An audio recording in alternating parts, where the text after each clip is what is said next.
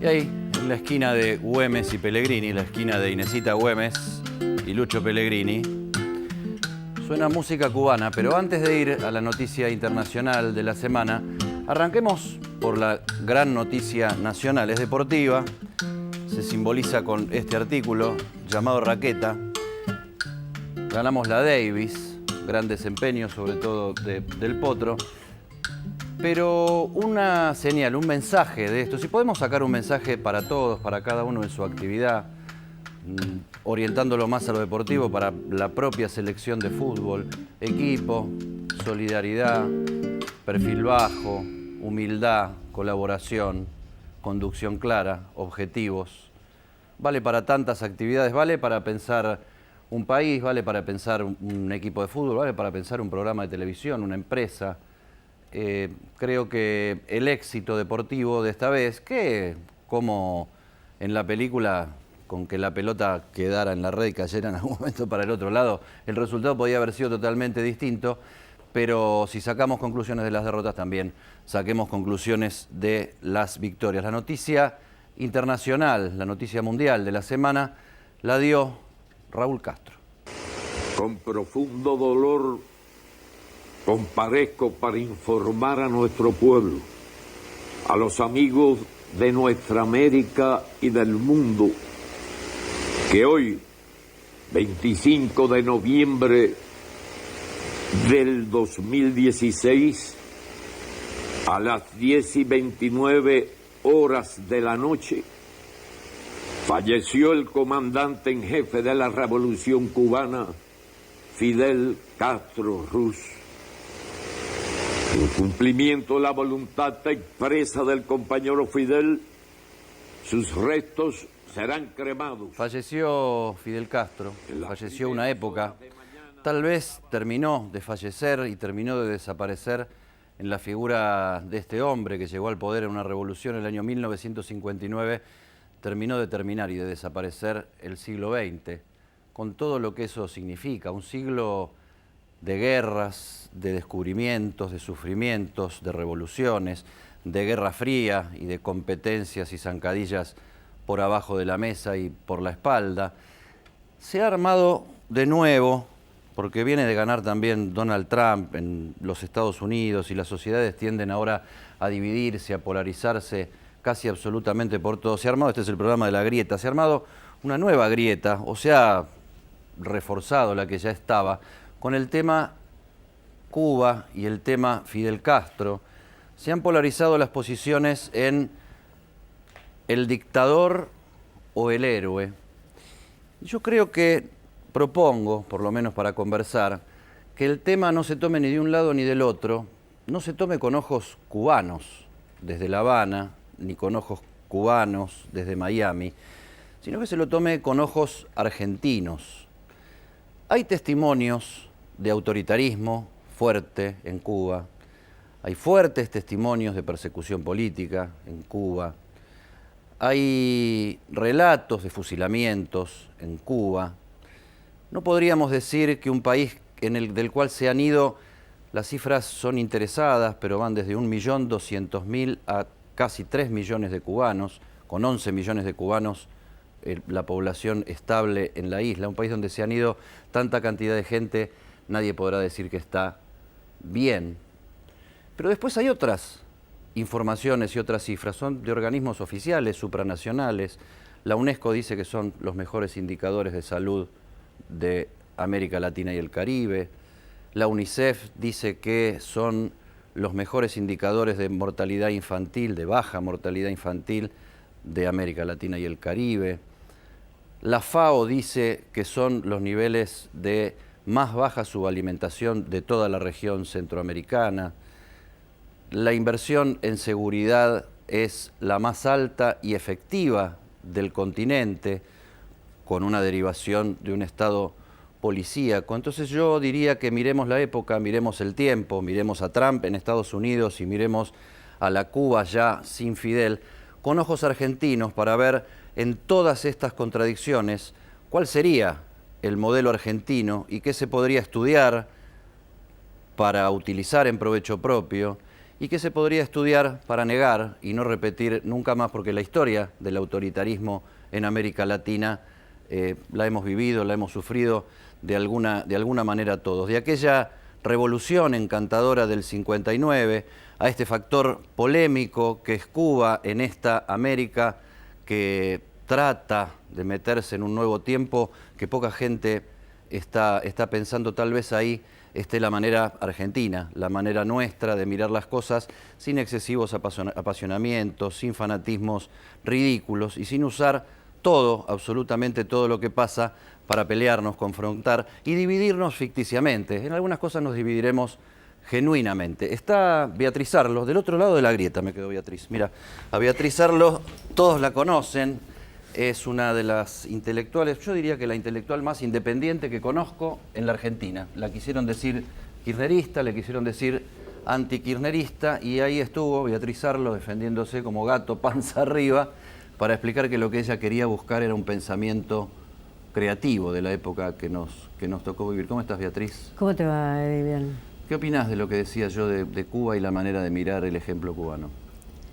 El experimento, la experiencia cubana. Sí, ese experimento tuvo varias etapas. Yo diría una primera etapa donde incluso desde la perspectiva norteamericana fue mirada con cierta expectativa la caída de un dictador como Batista y la llegada de estos jóvenes a La Habana.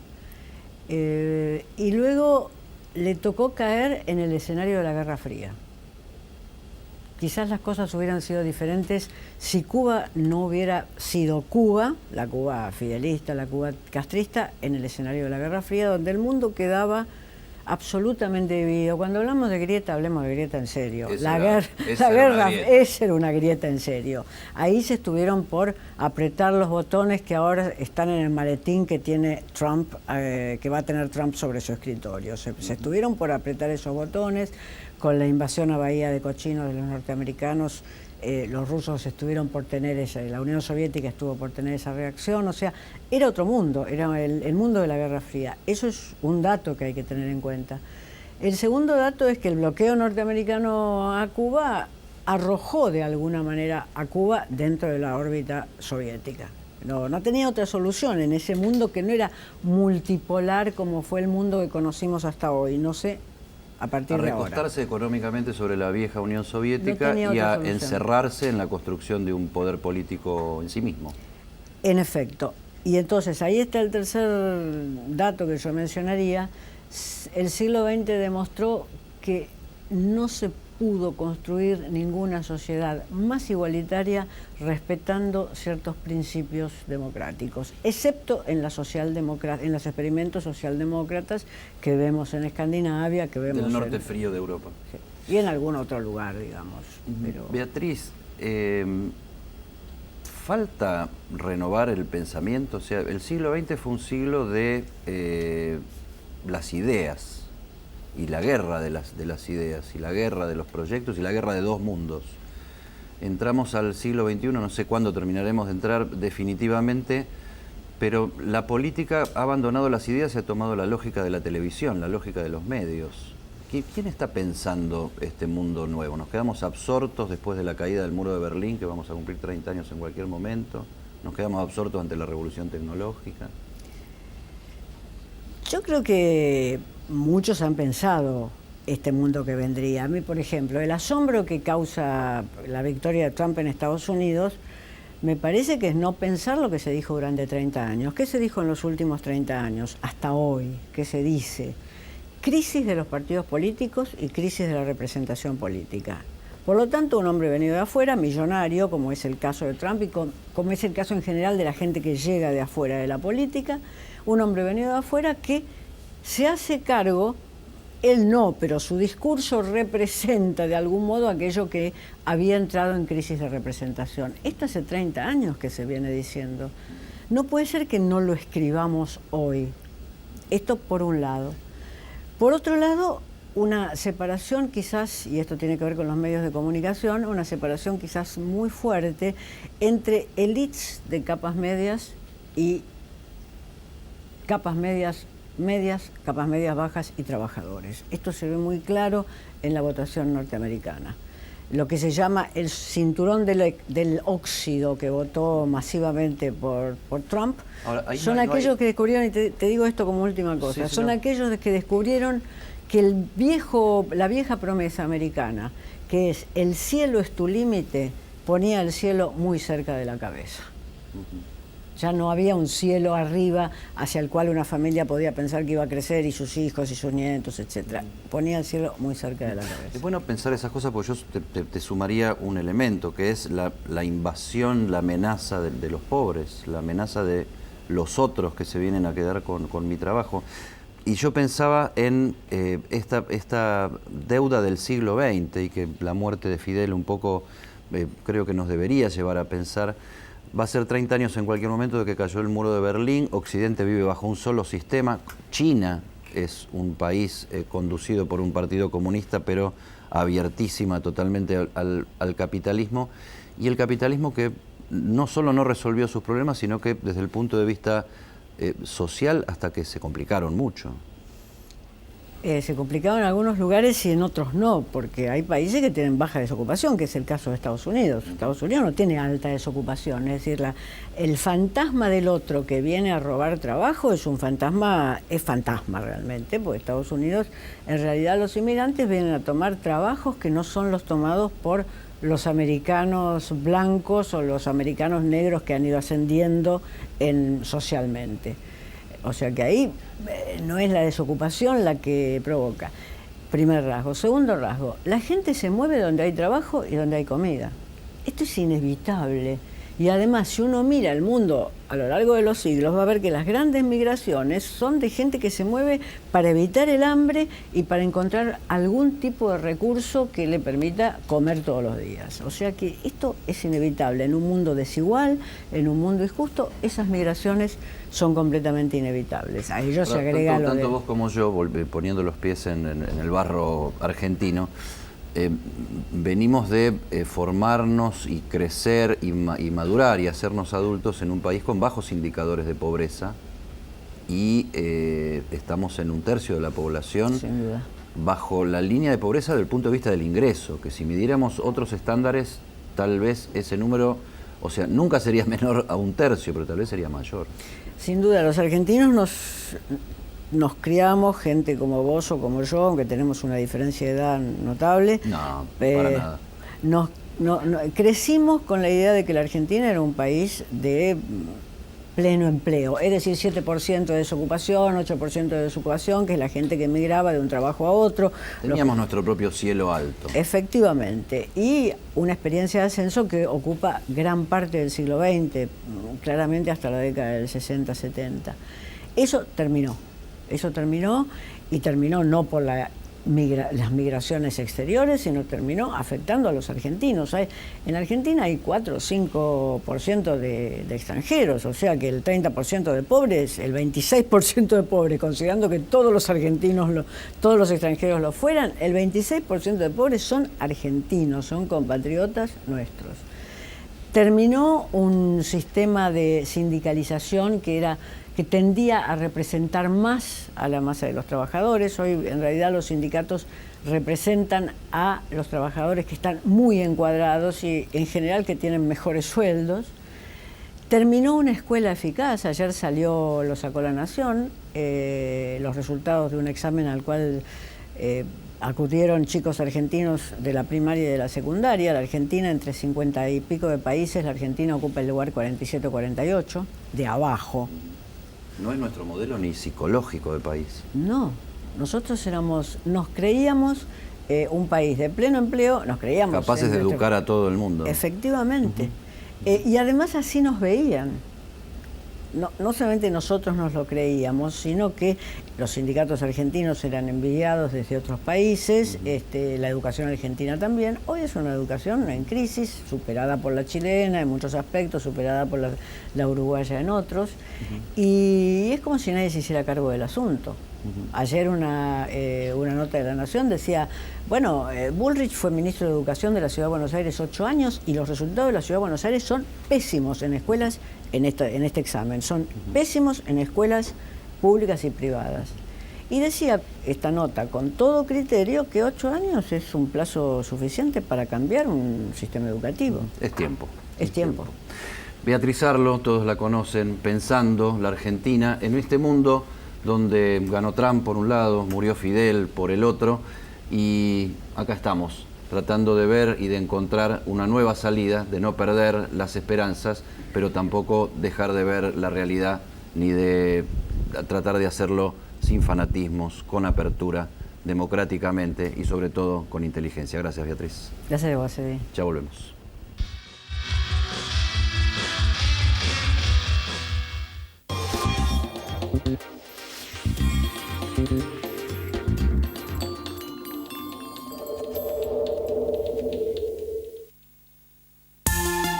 Si sos víctima de violencia de género, podés comunicarte con la línea de asistencia gratuita 0800-888-5678, las 24 horas, los 365 días del año. El municipio cuenta con un equipo profesional de atención que te acompañará a vos y a tus hijos en caso de riesgo. No estás sola. Podemos ayudarte. Municipalidad de San Martín. Capturá, sentí, disfrutá, respirá, refrescate, aventurate, descubrí, compartí. En Tucumán, anímate a sentir la magia de la naturaleza. Somos tu destino. Gobierno de la provincia de Tucumán. Sí al 98% de cloacas, sí al 100% de agua potable y sí a la menor mortalidad infantil de América Latina. ¿Te animas a seguir diciendo que sí a vivir mejor? Yo digo que sí.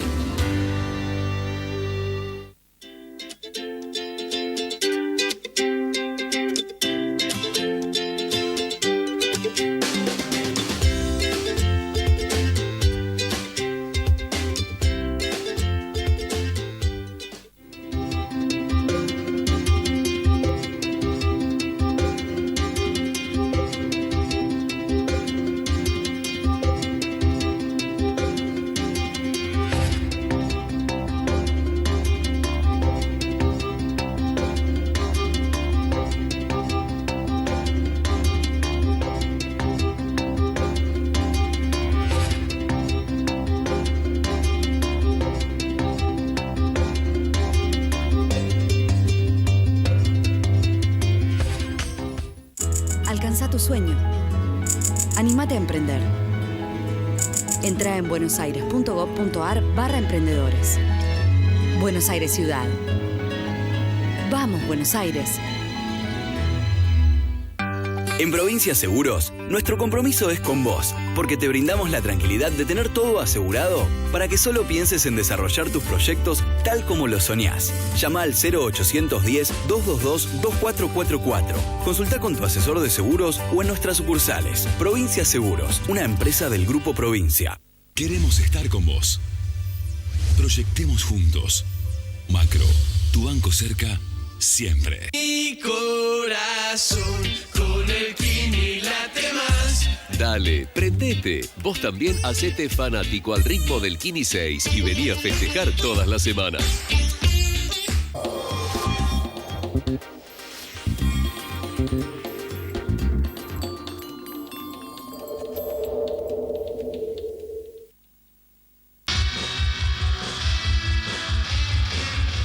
Y ahora quien mete las patas en el barro con nosotros es Gustavo Pose, intendente de San Isidro, radical de Cambiemos. Gracias por venir.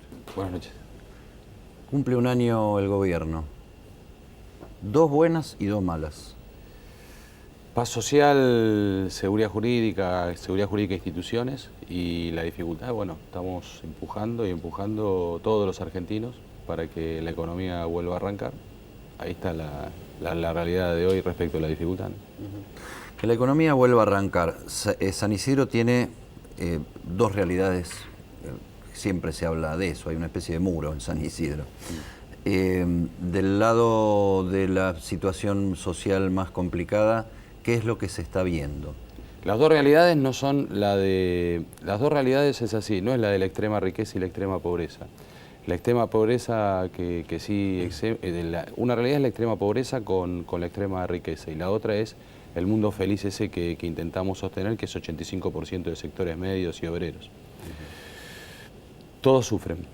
El que está en el sector más empobrecido, porque lógicamente son los primeros que perdieron el trabajo, porque justamente era el trabajo no formal. También es el que tiene más facilidades, es contradictorio, pero tiene más facilidades porque hay instituciones, la iglesia, el municipio, como ocurre en muchos lados, o en organizaciones no gubernamentales. Los más golpeados siempre son los que pagan la luz, el gas, el teléfono, los impuestos, todos los sectores, toda la gama de esos sectores sociales, esos son los más golpeados. ¿Los intendentes son el sostén de María Eugenia Vidal? No, es medio al revés, ¿no? Es decir, ella la verdad es un paraguas que es inédito, es la revelación, es un paraguas para todos nosotros, lo de todos los partidos políticos. Hay un buen cuerpo de intendentes en general en la provincia de Buenos Aires de todos los partidos políticos, y ella tiene la facilidad del diálogo con todos. Eugenio Monzó es un referente parlamentario y provincial importante del macrismo, su origen es peronista, y está metiendo un debate bastante fuerte dentro de Cambiemos, buscando, yo diría de alguna manera, para sintetizarlo provocativamente, un poco más de peronización de la alianza, ¿no? Sumando que un Randazzo, un Julián Domínguez y algunas otras figuras que le darían gestión y predicamento en sectores importantes de Gran Buenos Aires y de la provincia. Él es un constructor principal de Cambiemos desde antes y lo es ahora. A mí me parece que todo esto viene en que lo que en realidad dijo siempre, y que esta vez en el reportaje de perfil de la semana anterior debió haberse prestado menos al periodista. Cuando alguien es conductor tiene que también saber que tiene que estar preparado para eso, que en el reportaje no se puede dar todo o que tal vez no es el momento del reportaje. Me parece que él es de origen peronista, sin duda, y él está abierto, lo mismo que estamos todos nosotros, a que vengan los mejores de todos lados. Yo creo que el radicalismo es la columna vertebral de Cambiemos, el PRO es el jugador distinto, es la chispa de esto, y el hecho de que nosotros tenemos que estar abiertos a jugar con peronismo es nuestra inteligencia. Eso genera, yo no sé si crisis, pero genera barquinazos dentro de la coalición. No, si es por Emilio, él es muy respetado, siempre dijo lo mismo, y aparte él gestó a lo largo de todo el país la incorporación de sectores no peronistas muy prestigiosos, y aparte es gestor de la unión con el radicalismo, o sea que no es tan difícil. Lo que me parece es que tuvo un amateurismo en la relación se entregó al periodista de perfil, ¿no? Creo que no lo debió haberlo hecho. Entre mañana y el sábado, Macri va a encabezar un retiro espiritual, como se le suele llamar, en Chapadmalal. Vuelve la escena política a Chapadmalal después de mucho tiempo, donde se supone que va a haber un balance y donde ya suena alguna renovación de algunos cargos y de algunos ministros. ¿Haría falta un refresh en el gobierno? Todos los gobiernos nuevos, como en el caso de lo del nuestro, más siendo nosotros una coalición, el mundo es un mundo de frente, ya no es un mundo de partidos políticos donde todos de chiquititos arrancamos con el que ahora es ministro y demás. Nos vamos conociendo, me parece natural que se produzcan recambios. No tengo en mente cuáles son los que podrían ser, pero naturalmente siempre ocurre. No tengo novedad respecto de que en esta instancia ya se esté preparando el recambio. No me parece natural que todos los que arrancaron, y si estamos aspirando a hacer un periodo fuerte, que sea de 4 años todos completos, porque además tiene que haber enroques, personas que tal vez no caminan o se las necesita más en otro lugar, o puede haber algunos que no caminan. Hace un año había bastantes dificultades, hubo cargos que estuvieron vacantes un tiempo largo porque lo que le faltaba a la coalición Cambiemos era en muchas zonas personal, digamos, a quién poner. Un año después, ¿eso está más claro? Porque nosotros somos este mensaje de Monzó es con algunos acuerdos previos para que alguien se sume. Es la gestión, pero la gestión tiene que ser conducida tiene que haber una nave, y la nave es la construcción política. Es decir, en esto tenemos que estar los de todo el campo democrático, inclusive hay mucha gente que no participa en partidos políticos y el concepto es elegir siempre los mejores. Para nosotros no era fácil también el hecho de cubrir tanta cantidad de jurisdicciones, porque nosotros somos la gestión, es decir, las personas que van son personas que tienen que responder con la gestión. En los años anteriores, no es que porque llevaban muchos años lo hacían bien, porque si lo hubiesen hecho bien seguirían. Lo que ocurre es que estaba el concepto de la ocupación, también estaba el concepto del uso del Estado. No solo saquean el que más necesita en las épocas duras de la Argentina y en las zonas vulnerables, ¿no? Sino que está el concepto saqueador que está instalado en la Argentina desde el poder, ¿no? Ya que decís saqueos, ¿va a ser un diciembre tranquilo? ¿Y por qué, en todo caso, sí o no? Veo desde la política una muy buena predisposición a que todas las cosas salgan bien, tanto de la oposición como obviamente de quienes tenemos responsabilidades en el oficialismo. Y además lo que me parece es que hay voluntad de que las cosas salgan bien. Esto quiere decir que hay un gobierno que se dedica fuertemente a lo social. Bueno, están los titulares de todos lados, que ya el presupuesto, la parte del presupuesto de todo lo que tiene que ver con lo social bajo todo concepto es el 64% del presupuesto. Así que no hay desatención de eso y hay buena predisposición de los que estamos en política. Y hay un vuelco de fondos importante. Muy hacia importante. Los movimientos sociales, hacia los barrios. Un convenio que firmó la ministra Stanley, donde se empeñaron las palabras para que en los próximos 3 años se haga un desembolso muy fuerte en aquellas organizaciones sociales que están efectivamente al lado del que necesita. ¿Pose alguna aspiración para el año que viene, un año electoral? Y que podamos ratificar la oportunidad. ¿Una aspiración de candidatura? No. ¿Vos tenés mandato? Amo ser intendente. Tenés mandato. Amo ser intendente. Gracias por venir, por meter las patas en el barro. Salto la grieta.